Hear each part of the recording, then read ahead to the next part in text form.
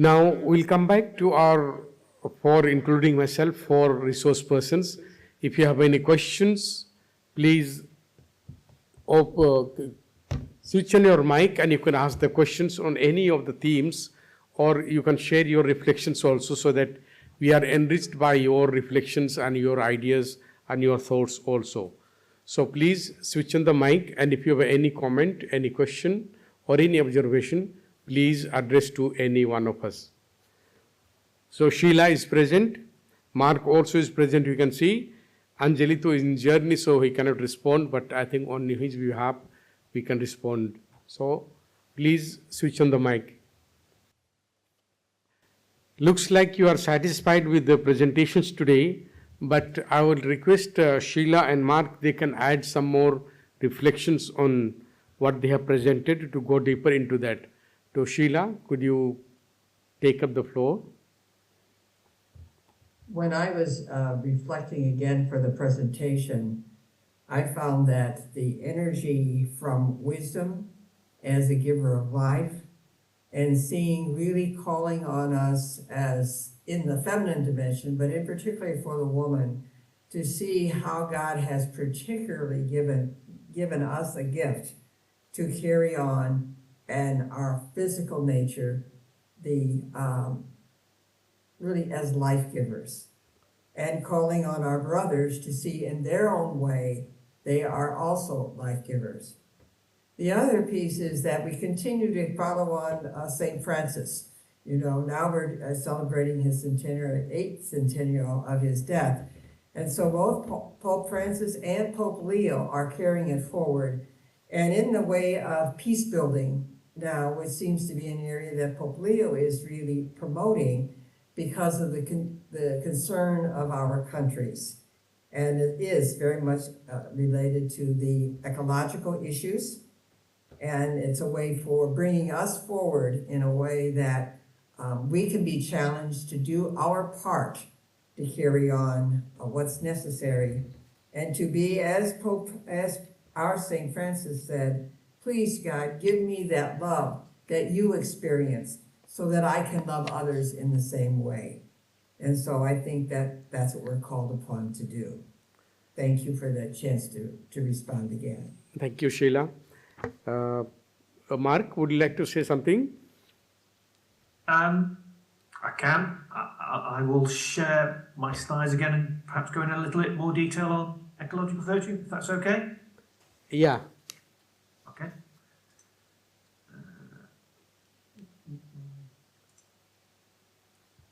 But before I do that, there's a slide that you can perhaps see of a church in London, Church of England church, not Catholic church, which had solar panels installed, but you can barely see them, and they've been working for 15 years. So solar panels on churches can be made to work.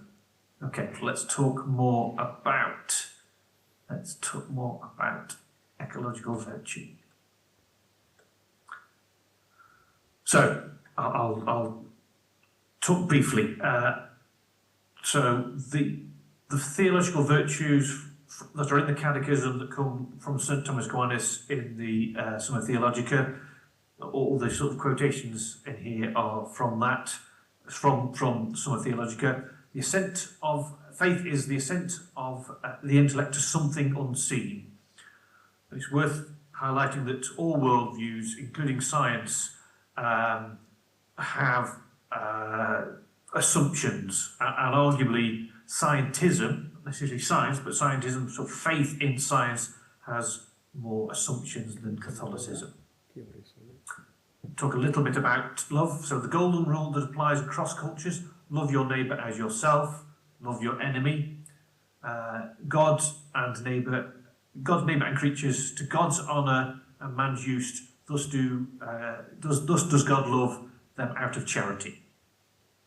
Beyond stewardship of creation to something more mutual, because creation is from God. Every creature participates in the divine goodness so as to diffuse the good it possesses to others.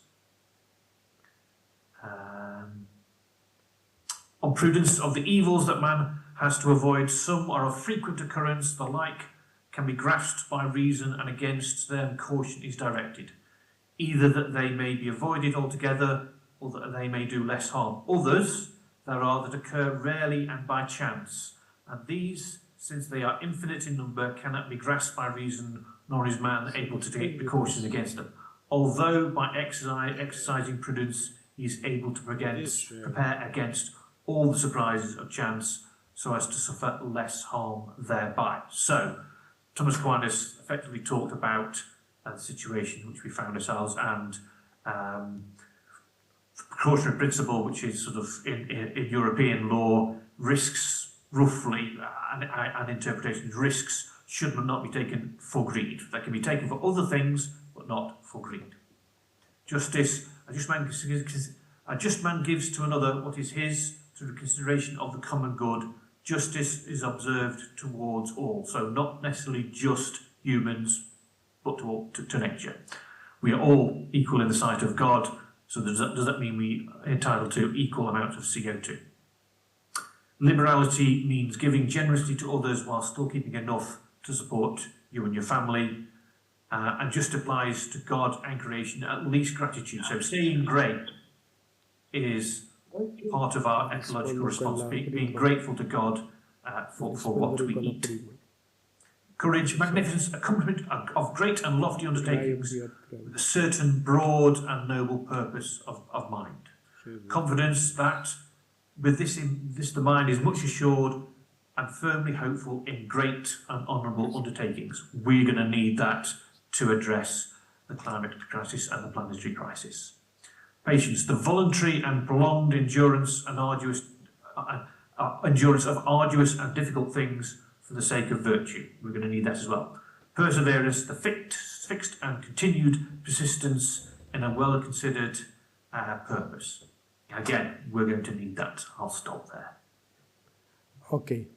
Mark, thank you. Here there is one question, interesting question that we asked. Why Pope Francis say that humans need to hear the cry of the earth and cry of the poor? Now, one of the beautiful reflection on Laudato Si is that what he mentions all the time, no? That everything is connected, everything is interconnected, everything is related. That means whether we are human beings or non-human beings, everything on the face of the earth are interconnected for well-being of each other, what we call often integral well-being. It is important to note last year when they celebrated the 10th anniversary of Laudato Si, Pope Leo had said one question he has asked to all of us. He says, God will ask us if we have cultivated and cared for the world that he has created. Have you cared for that? Here we cannot separate the cry of the earth. When we are exploiting, we are destroying almost the creation of God, what he has given to us as a free gift, and not taking care of the poor. Because as the most people, those who suffer from the climate change and environmental degradation, are the poor. So once we listen to the cry of the earth, we also listen to the cry of the poor. Or also we can say, once we hear the cry of the poor, we also listen to the cry of the earth. And so we have to remember here when Pope Francis insists on that, so we have to hear the cry of the earth and cry of the poor. We have to remember that we are all interconnected, interrelated, interdependent for our survival, our continuity, and for our integral well-being. And then probably on this question, Sister Sheila also could add some more things on it. Mark, thanks for bringing us to the virtue. But one of the questions that they are asking again on why we should listen to the cry of the earth and cry of the poor. Sister Sheila? I could say some more things about that because God created all things in a very unique way.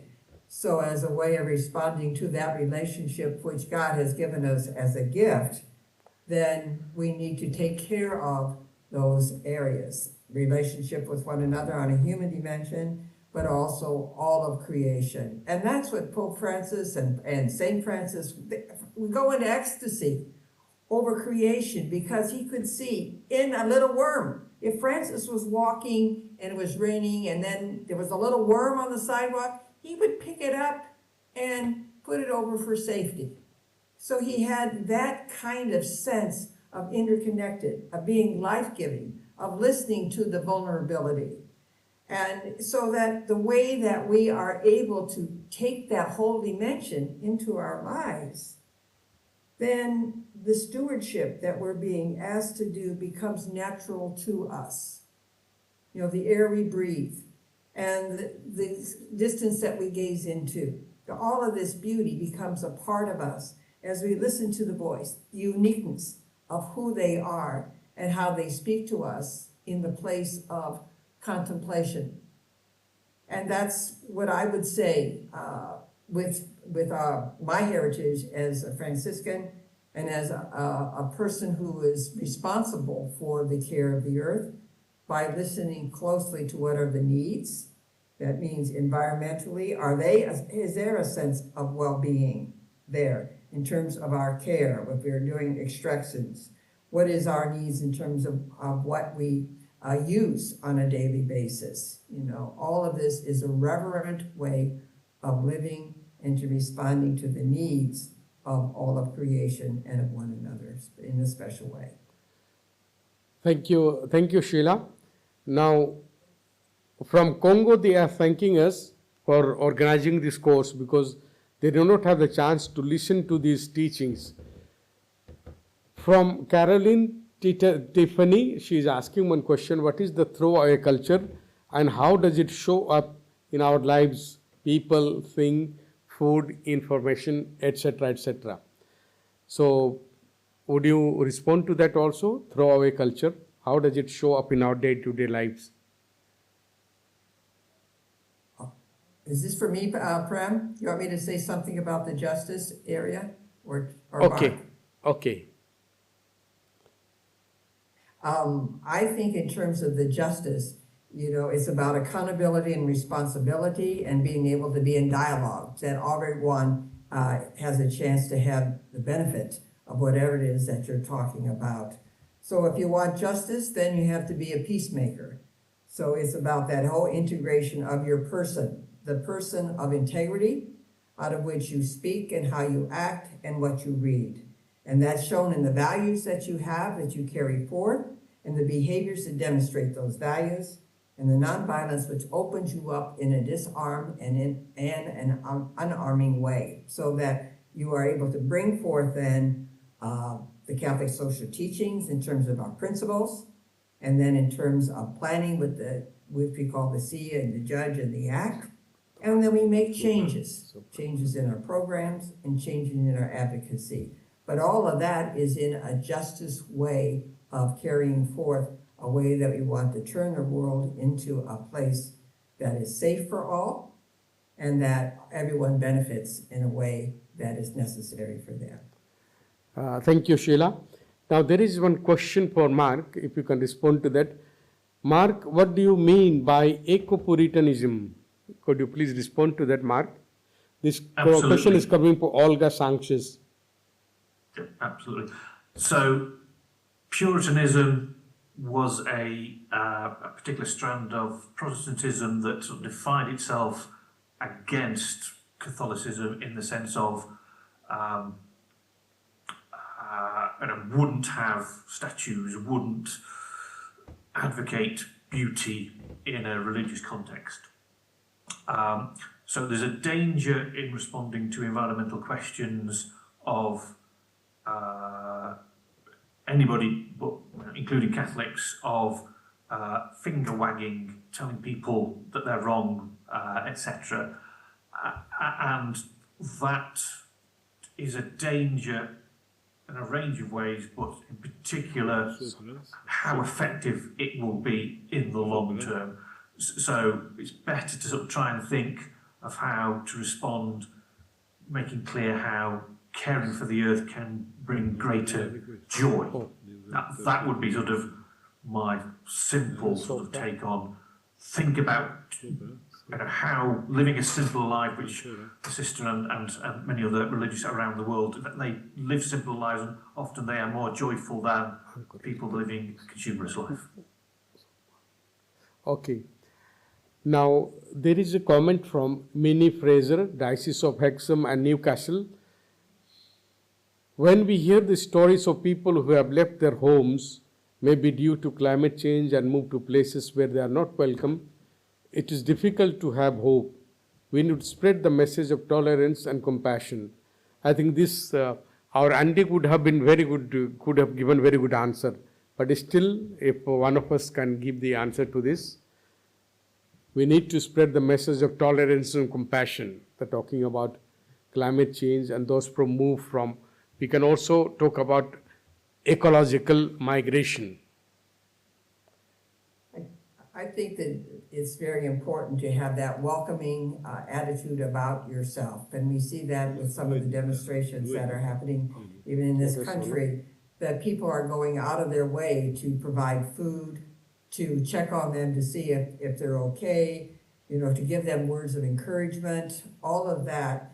And I would hope that after some of this, the way things are acting now, that people continue on in the same methodology to realize that we're all part of this global world, and that it's important on a day-to-day basis to really minister to one another in a kind and thoughtful way, and for that to be life-giving. And then also to be concerned about the fact that if people are leaving their homeland, what is it that we could be doing that is causing the damage for them to have to react in such a way? So it's a way of looking at both and, but always, I think, you know, if we're, as Catholics, Christians, as we're called to be about the presence of Christ in the world, that challenge is real.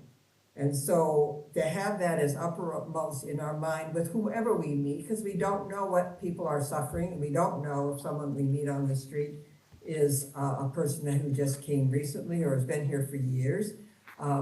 So I just think that that's that general well-being, and to know that Jesus, goodness me, he was also an immigrant, a refugee. So his life, we have a way of attending to what that was like for the Holy Family when they had to leave for safety because they were going after the unborn, or up to age 2, because it was threatened that someone could take their position.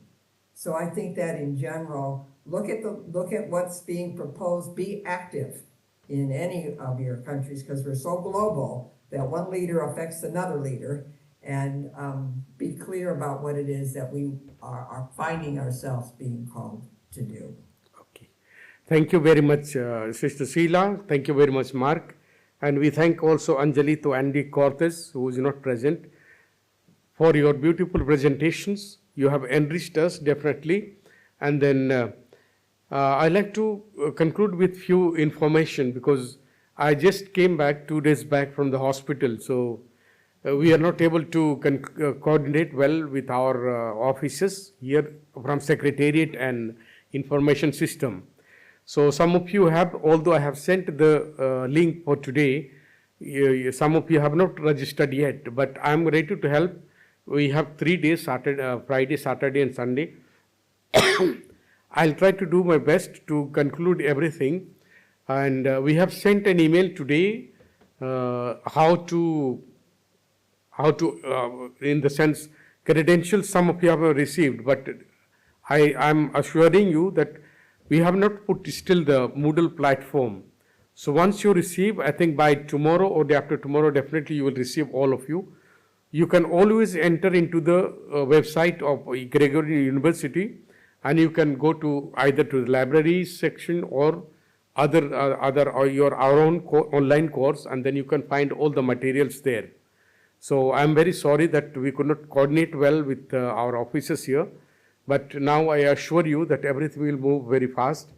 And then as we conclude, definitely I assure you that by Monday, Tuesday next week, we'll try to conclude all the pending enrollments still.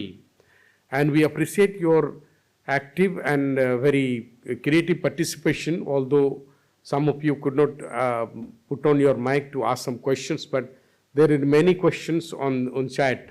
We could not respond, but definitely you will receive all the course materials by email, and later you will find everything on Moodle platform.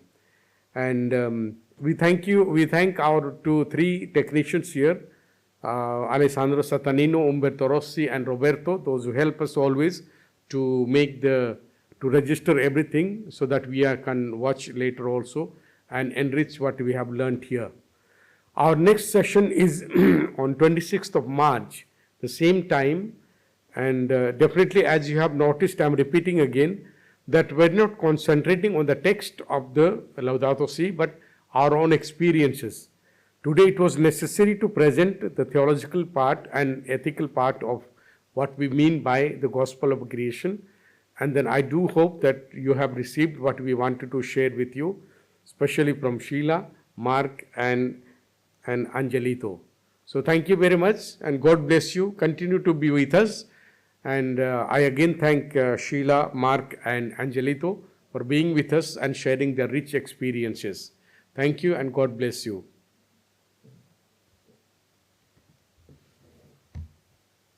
Thank you, Father PREM, also, for your tremendous work. Okay. Others can put on the mic and say hello to each other once they leave the conference room. Thank you. Thank you very much, Father. Thank you very much, all the speakers. Thank you to all. Thank you very much, all of you. Thank you very much for you, allowing everyone. you. God bless. Thank you. Bye-bye. Thank you. Thank you. Thank you. Also Christian special Paul. speakers. See you soon. Thank you. See you on March Thank you. 26th. Bye-bye. Thank you. Thank you. God bless you. Thank you, everyone. Bye bye. Thank you.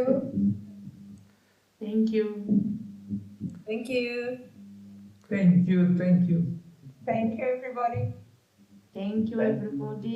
Thank you. Thank you so much.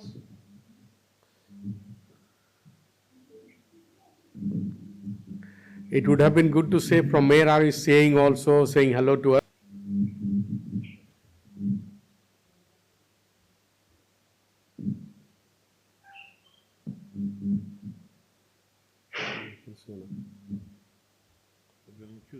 Sì.